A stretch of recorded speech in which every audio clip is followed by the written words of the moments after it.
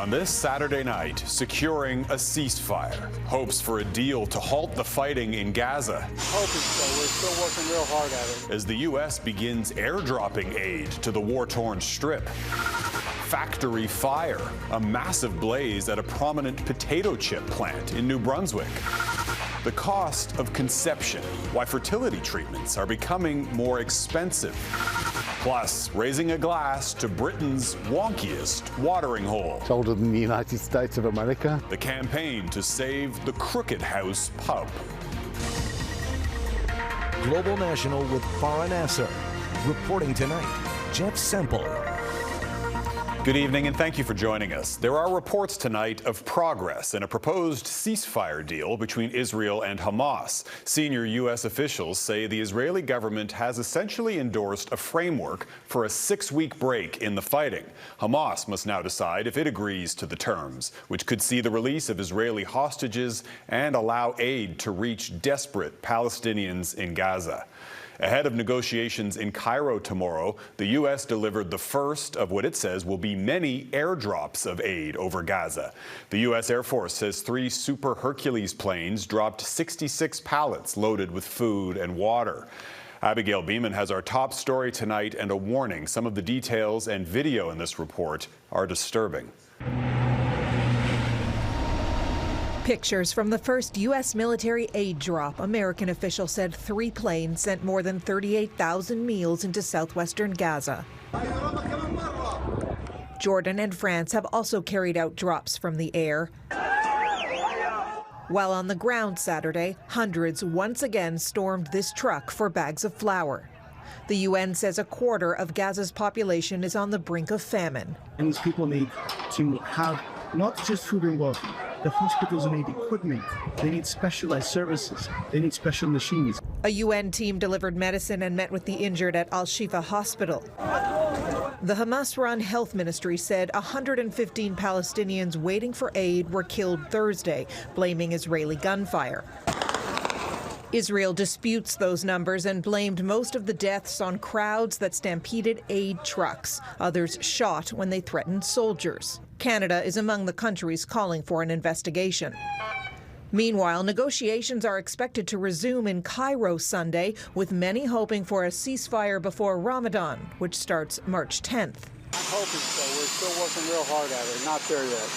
Israel has reportedly agreed to the framework of a 6-week ceasefire and Hamas's release of hostages considered to be vulnerable. A U.S. official saying the ball is now in Hamas's court. There are differences between, the Palestinian factions. That's very normal. The Palestinian Authority also calling for a ceasefire by Ramadan and hoping for an expanded role in a post-war Gaza.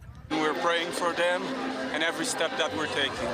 Thousands of Israelis marched to Jerusalem, ending a 4-day march demanding the release of all hostages taken by Hamas in the October 7th attacks. Bringing them back home is the most important thing for everyone, not just in Israel, for the whole world, because this is the only human thing that can happen.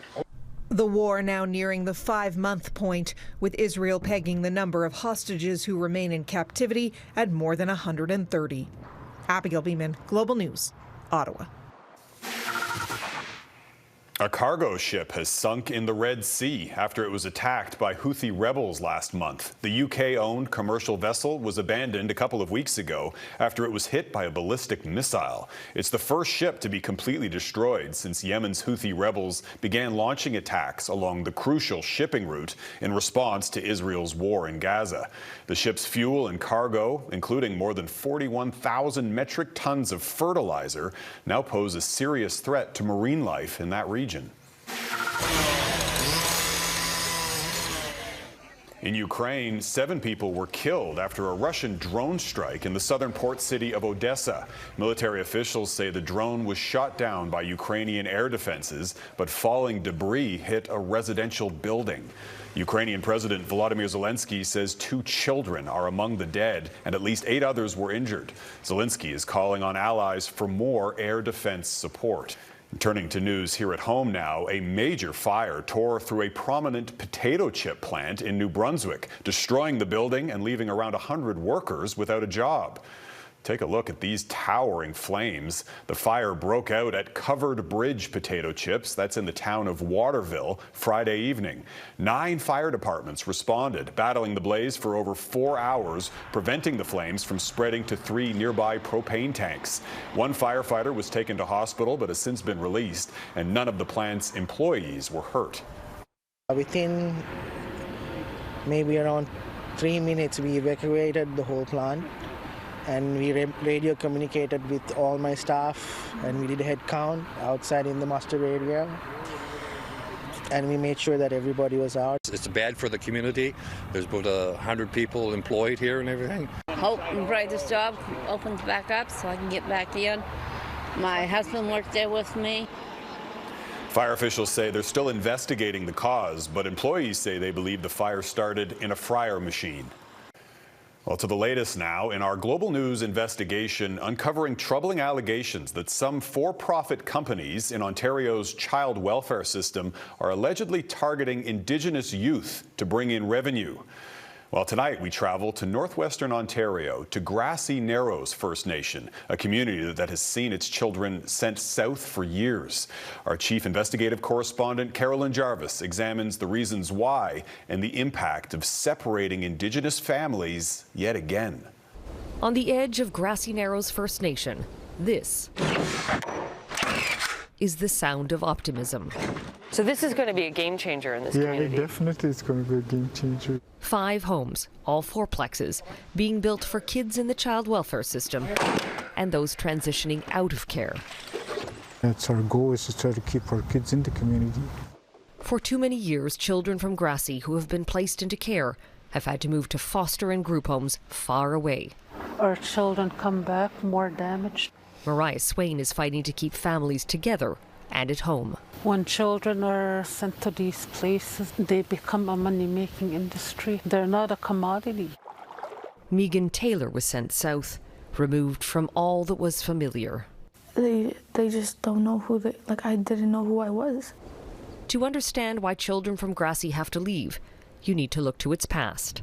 In the 60s, a pulp and paper mill upstream dumped more than 9,000 kilograms of mercury into the river, poisoning the water, shutting down the fishing industry, and leaving many irreversibly ill. That same decade, children were removed in the 60s scoop. And before that, kids were taken and sent to residential schools. I know what it feels like to be removed. Under the weight of that intergenerational trauma, some have turned to drugs and alcohol. I'm raising my grandkids because my daughter's an addict and she's not capable of looking after them right now. On top of it all, Grassy, like many First Nations, has a dire housing shortage. There are many houses where there's 10 people in one tiny 2-bedroom house. And so families with kids in care who may be ready to reunite may not have a home to come back to. And the barrier is housing. Housing.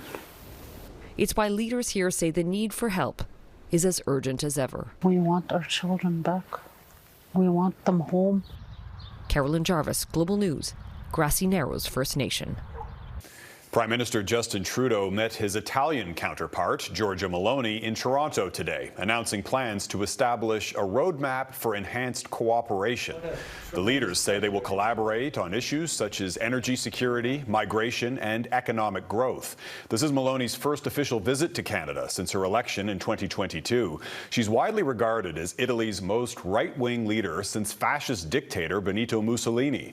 The tone of the talks today was a sharp contrast from last year's G7 meeting when Trudeau openly criticized Meloni over her position on LGBTQ2 rights. The federal government says it wants to make the internet safer, with legislation tabled this week designed to protect children and crack down on hateful content. The Online Harms Bill promises to make tech platforms more accountable for the spread of material that sexualizes children or incites violence. On this week's episode of The West Block, Mercedes Stephenson speaks with the Justice Minister about concerns the bill represents government overreach and could impede on free speech. Mercedes. Jeff, the federal government's online harms bill was a long time coming. It was initially a Liberal Party pledge in the 2019 federal election. While online safety advocates welcome the new bill, civil liberties groups are raising red flags over a possible chilling effect on free speech.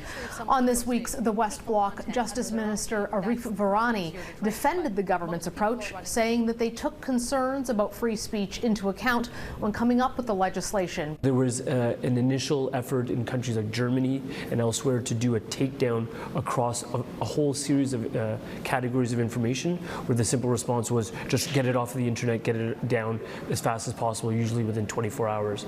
Many of the courts in those other countries have actually responded and said that's overreach. That is exactly what we are not doing with this bill. The bill will create a new body called the Digital Safety Commission, which will have immense power, including to determine what qualifies as an online harm and to have content taken down off the internet. What kind of oversight and accountability will be in place for that new commission has some concern. Another new power in the online harms legislation that is raising concerns amongst critics is the power to impose house arrest on individuals before a hate crime is committed. I asked Minister Virani if issuing peace bonds for a future crime was overreach. We are not talking again about insults launched from a smartphone on a Sunday afternoon. What we're talking about is, think about in Ontario, the individual who killed 4 members of the Afzal family. If we know that that person has antecedents where he's demonstrated threats, actions, behavior, animus towards a community, it would be, in my view, very appropriate to attach conditions to prevent a person like that from being close to a mosque, close to a synagogue. Police and anti-hate activists say that such measures will make it easier to prosecute hate crimes, prevent online radicalization, and protect vulnerable communities in times of rising anti-Semitism and Islamophobia. The House is now off for 2 weeks, so official debate on this bill is yet to come. Also on the West Block, we'll look at the legacy of former Prime Minister Brian Mulroney, reflecting on that with some of those who knew him best. Jeff? Mercedes Stevenson in Ottawa, thanks. And you can catch the West Block tomorrow morning right here on Global. A school district in BC is facing backlash for removing some classic books from its recommended curriculum. The decision was made quietly back in November and is just the latest controversy facing Canadian schools over whether to shelve certain books. Catherine Urquhart reports. To Kill a Mockingbird is a literary great. The 1960 classic about racial injustice won a Pulitzer Prize and has been widely read in schools for decades. But in Surrey, BC, it has been pulled from the classroom, a decision that was questioned by BC's Premier. This seems like a crazy decision, right? This is a beautiful book. It's a profoundly anti-racist book. Also removed from Surrey School District's curriculum, Of Mice and Men, In the Heat of the Night, and The Absolutely True Diary of a Part-Time Indian. The move coming after complaints and a year-long review. We received a lot of feedback from families of students not feeling safe in the classroom when these resources were used. School book selections have been criticized before. In Brandon, Manitoba last year, there was an effort to ban Being Jazz and It's Perfectly Normal, books that explore LGBTQ2 and sex ed topics. I just asked that you would remove any books that cause our kids to question whether they are in the wrong body. In the end, the books stayed, as they did last year in Peel, Ontario, where books are being removed from libraries as part of an equity cull. Back in BC, replacement books are planned. There's so many other books that have come out since that time that are more current that might resonate with students a bit better. While To Kill a Mockingbird and the 3 other books are no longer part of the Surrey, BC school curriculum, they will still be in school libraries and available to teachers and students who wish to explore them. Catherine Urquhart, Global News, Vancouver. Fertility affordability. Coming up, the growing costs facing Canadians struggling to conceive.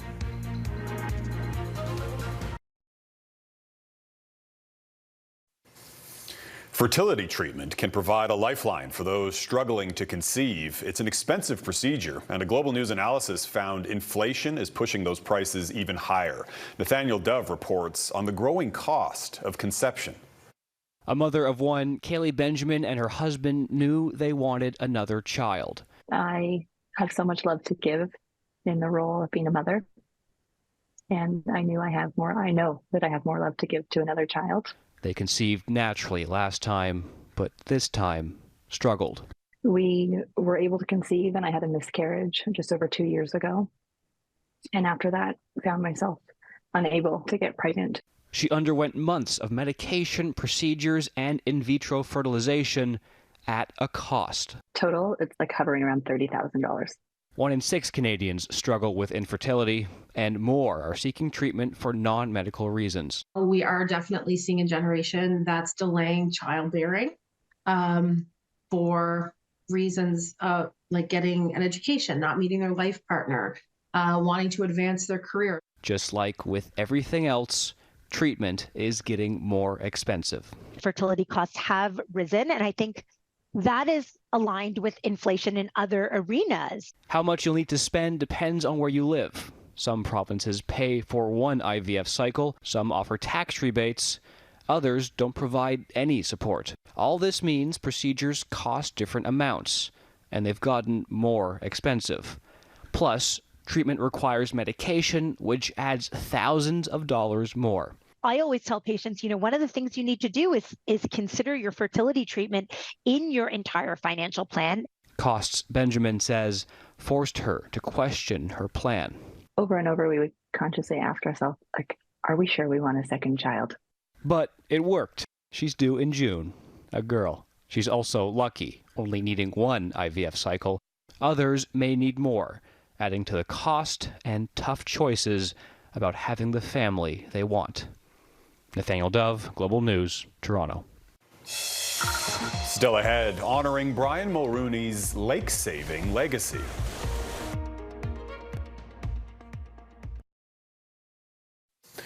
Welcome back. There's been no shortage of tributes to Brian Mulroney following his death this week. The former Prime Minister left an indelible mark on Canadian politics, and he also played a pivotal role in protecting Canada's environment in the face of an acid rain crisis. Mike Drolet has the story behind Mulroney's Clean Hands campaign. Canada's wilderness has largely recovered from the acid rain fears of the 1980s. At its worst, 150,000 lakes were damaged, over 15,000 declared dead. The byproduct of sulfur dioxide emissions spewing unchecked from coal plants. And despite the coal industry lobbying against change, then Prime Minister Brian Mulroney recognized urgent action was needed. Coal companies hated it, the electricity generators hated it, but we had the solutions. We made them implement them, and the sky did not fall. Mulroney was unsuccessful at getting U.S. President Ronald Reagan to act, so he changed tactics when George Bush became president. Brian Mulroney was the greenest prime minister in the history of the country, and he was a visionary, way ahead of his time. He called it the clean hands approach. Canada, he told Bush, was going to take the first step and cut emissions. So that when he was negotiating with the Americans, it wasn't like, you should do something. It's like, look, you should do what we're doing. And that's a much more convincing position to take as a leader than sort of calling for other people to do something that you haven't done yourself. When Bush died in 2018, Mulroney delivered the eulogy and proudly spoke of that deal signed in 1991. Acid rain was the #1 environmental challenge for Canadians, and now it doesn't exist, because the acid rain treaty that I signed with George Bush. Climate change is the biggest environmental concern today. Perhaps politicians could take a page out of Mulroney's playbook. Here's an example for the world of what we can do if we apply our mind to it in terms of dealing with environmental issues. Mulroney understood that better than most. Mike Drolet, Global News, Toronto. Brewing battle. Next, the fight to resurrect an unusual English pub.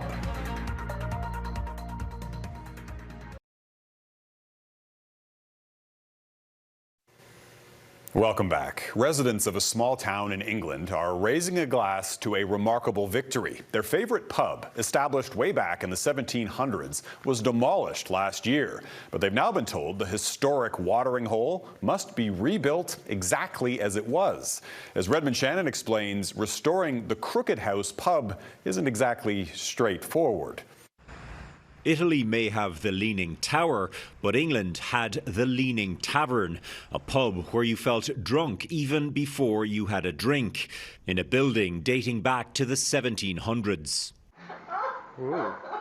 This is the Crooked House pub in England's Black Country, a region named for the coal mines that fueled the Industrial Revolution. The pub's slant, likely thanks to one of the subsiding seams that lay beneath. Last summer, the iconic watering hole was sold. Within weeks, it burned down, and 2 days after the fire, the new owners demolished the ruins. Perhaps aware the building did not yet have a protected status.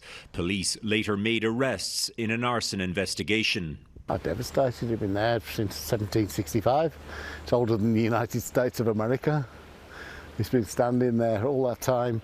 Paul Turner is part of the Save the Crooked House campaign, a movement with a dream that the pub could rise again, supporters making their voice heard in every way they could. All the internals are on a slant as well. From a Lego replica to the House of Commons. It was symbolic of the region's industrial heritage and home to tens of thousands individual personal memories. After months of an investigation, the local council now says the demolition was unlawful. The owners must rebuild it brick by brick, slope included.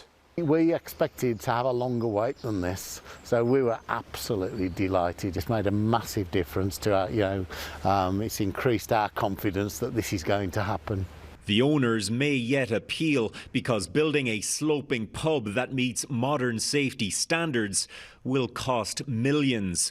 But Black Country folk say you can't put a price on heritage. Redmond Shannon, Global News, Himley, England. And that is Global National for this Saturday night. I'm Jeff Semple. Tonight's Your Canada is Hecla Grindstone Provincial Park in Manitoba. We love seeing your Canada, so please keep emailing your photos to viewers@globalnational.com. Thanks for watching. Hope to see you back here again tomorrow. Have a great night.